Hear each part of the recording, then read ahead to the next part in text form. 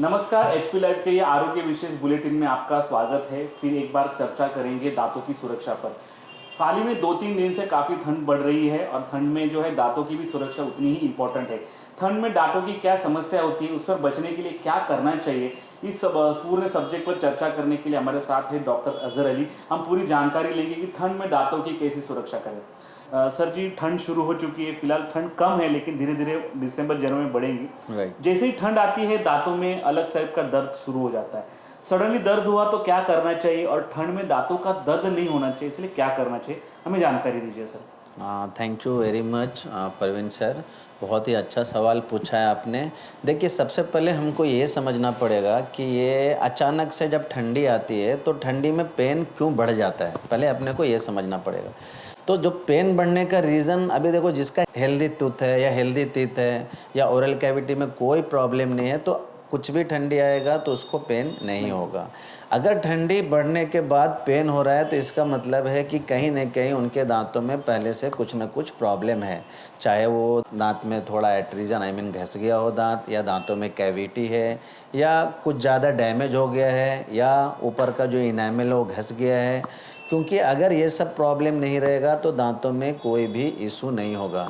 तो इससे बचने के लिए तो सबसे आसान तरीका है कि साल में कम से कम 2 बार एक नॉर्मल कॉमन इंसान को डेंटिस्ट के पास जा कर के चेकअप ज़रूर करवाना चाहिए। और आजकल डेंटल क्लिनिक हर एरिया में अवेलेबल है, तो आप नियर बाई कोई भी क्लिनिक पे जाके आप डेंटल चेकअप करवा सकते हो। सर, ठंड आती है तो ठंड में बहुत सारे लोग आइसक्रीम्स अवॉइड करते हैं।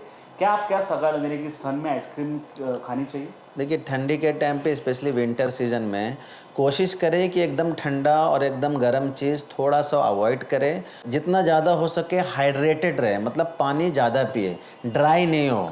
ड्राई होंगे तो फिर उसमें कैविटी होने के चांसेस रहते हैं। तो अगर आप हाइड्रेटेड रहेंगे तो कोई प्रॉब्लम नहीं होगा। और अगर दांतों में कैविटी है तो डेंटिस्ट के पास जाके आप फिलिंग करवा लें, तो आपको ठंडी में कोई प्रॉब्लम नहीं होगा। ठंडी में बचने के लिए ऐसा क्या है, सडनली दर्द होने लगा तो कुछ बचने के लिए कुछ आपके पास उपाय है?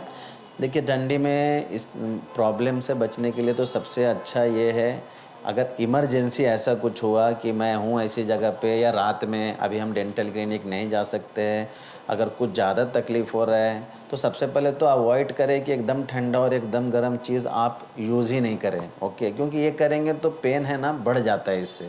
ओके। सेकंड ये है कि अगर आपके पास में कोई भी पेन किलर अवेलेबल है, फॉर एग्जांपल क्रोसिन, पैरासीटामोल, कोई भी घर पे अवेलेबल है, तो एक मेडिसिन एज के हिसाब से आप जैसा कुछ भी ले सकते हैं टेम्परेरी रिलीफ के लिए। तीसरा है कि अचानक कुछ ऐसा प्रॉब्लम लग रहा है तो सेंसिटिविटी, अगर समझो दांत में झंझनाहट हो रहा है, सेंसिटिविटी हो रहा है, तो उसके लिए टूथपेस्ट अवेलेबल है। लाइक अभी सेंसोडाइन का ऐड चलता है, सेंसोफॉर्म है, ऐसे बहुत सारे टूथपेस्ट है।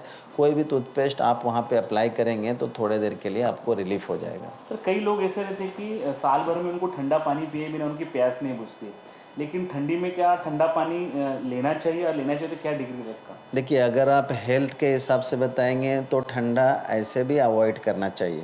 ठंडी में स्पेशली और अवॉइड करना चाहिए, क्योंकि ऑलरेडी ठंडी है, उसमें और ठंडा लेंगे तो आपके ओरल कैविटी के साथ-साथ हेल्थ पे भी इम्पैक्ट पड़ेगा।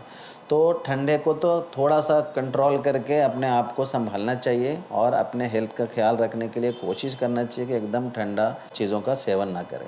सर, ठंड में जैसे कि किसी के ऑलरेडी दांतों में इम्प्लांट किया है, तार लगाया है, या कुछ कैविटी के लिए कुछ दांतों रिप्लेस किए है, तो ठंडी में ये सब चीज़ वाकई वहाँ वापस दर्द होती है, तो उनको क्या सलाह दोगे? ठंडी अभी पूरी तरीके से आया नहीं है, लेकिन दिसंबर में ऑलमोस्ट मतलब अच्छा खासा ठंड होने लगेगा।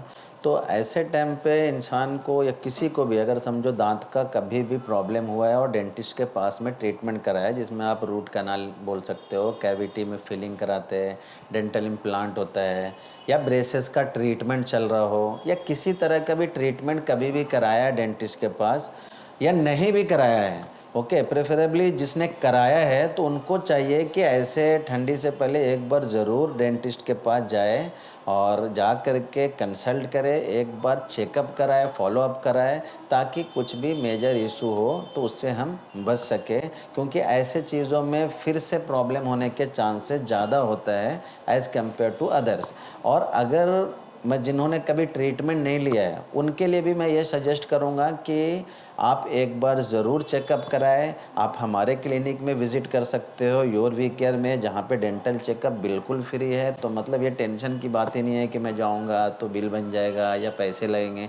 यहाँ बिल्कुल चेकअप फ्री है। आप आइए, चेकअप कराइए, प्रॉपर आपको डॉक्टर एक्सप्लेन करेंगे, गाइड करेंगे, जिसका कुछ भी चार्ज नहीं है, काउंसलिंग का कुछ भी चार्ज नहीं है, सो दैट कुछ भी मेजर इशू हो तो उससे हम बच सकते हैं और प्रिवेंट कर सकते हैं। And prevention is better than cure. तो ये जो आने वाली ठंड है इसमें आप आपके दांतों की सुरक्षा कीजिए, जैसे डॉक्टर साहब ने बताया कैसे हमें बचाव करना चाहिए। और आपको जानकारी चाहिए तो ये वीडियो के नीचे जो लिंक दी है उस पर आप क्लिक करें और आपकी जो कुछ प्रॉब्लम्स है, समस्या है, उस पर टाइप करिए। डॉक्टर साहब और उनका स्टाफ जो है आपको पूरी जवाब देने की कोशिश करेंगे।